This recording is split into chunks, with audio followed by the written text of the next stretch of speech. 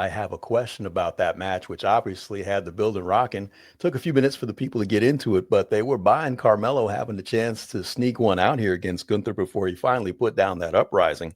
And it reminds me of a topic that I feel like is in your wheelhouse, both as a wrestler, as a trainer, as well, with respect to the size difference between Gunther and Carmelo Hayes. Carmelo certainly built like a wrestler. I'm not trying to say that, but the size difference is pronounced. And it reminds me of previous conversations we've had over the years with large size differences in matches, usually centered around Rey Mysterio matches. And I'm wondering how you think on this particular evening they were able to capture a little bit of what Ray has mastered over the years. Despite size differences coming into play in almost all of Ray's matches, he manages to allow you to hold on to that suspension of disbelief. You look at the guy standing across the ring and you think he should squash Ray like a bug, but you start watching the match and all of a sudden it's like, well, damn, not only can Ray win, I want him to win. Like, how does he do that? Did Carmelo and Gunther, were they able to bottle a little bit of that this past Monday? And how did they do that? Yeah, I believe so. You know what? There's an old saying, you know, the, we vertically challenge people, and I'm one of those. You got to work bigger. You know, let's back up to Shawn Michaels, not a big guy. Did you ever think that Chris Benoit couldn't hold his own? Eddie Guerrero, uh, and Ray as well.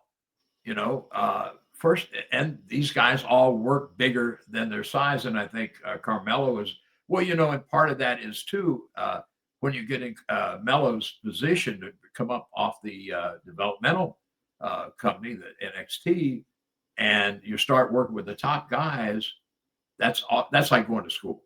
It should be. And you should be, cataloging in your mind the things that you're picking up every time you work with one of these guys who's been there for so long and realizing they're larger than you.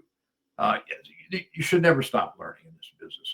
I've been around it 66 years and I still find things, to help make matches better or to make commentary better for that matter.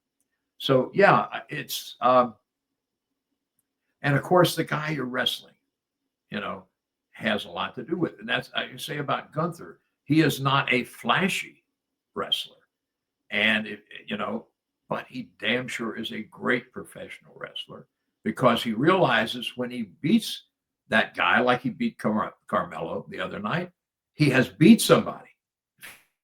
He just goes out there and chops meat, as the old saying goes, and gives the guy nothing. Then when he's beat him, he's just bullied somebody, which is not going to turn the fans against him like he wants them to.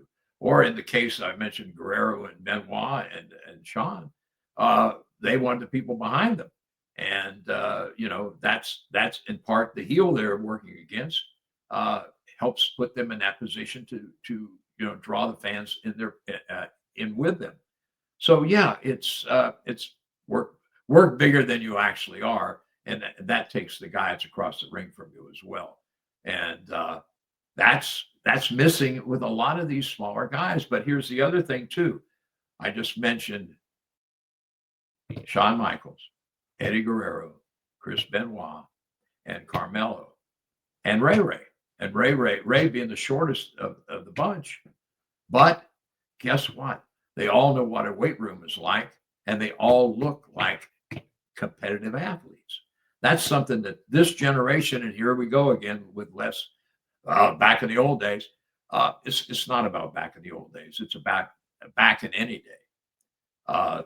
You need to look like you can kick somebody's butt, and those guys looked like they could, and was able to present themselves that way. And the heels they worked with was able to capitalize on that, and so they end up having great matches.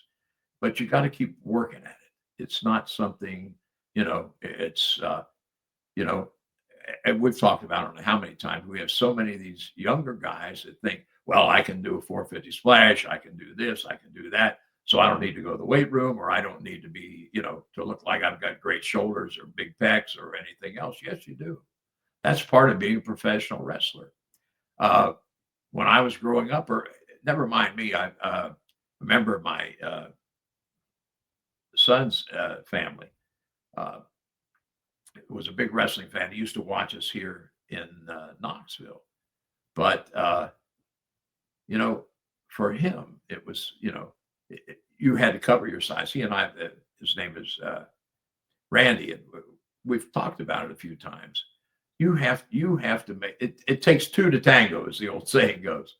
You know, the baby face, if that's the guy's spotting the size, has to try to work bigger, and the heel has got to go along with it and make him look good. But I mean, there's a fine balance there. There's a fine balance there, and Gunther and Mello sure found it on Monday night. That's a fact.